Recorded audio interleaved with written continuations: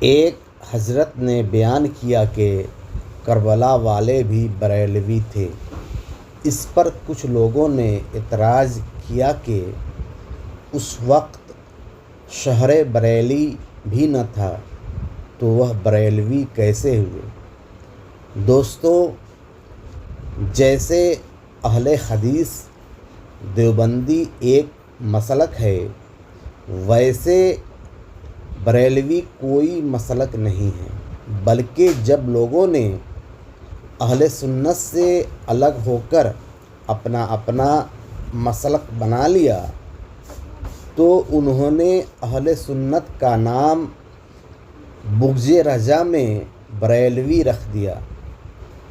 کوئی اہل سنت خود کو بریلوی نہیں کہتا ہے، لہٰذا اگر سنیت کا نام بریلویت ہے تو ہمارے اسلاف بھی اس نسبت سے بریلوی ہوئے، چاہے کربلا والے ہوں یا خلفائے راشدین۔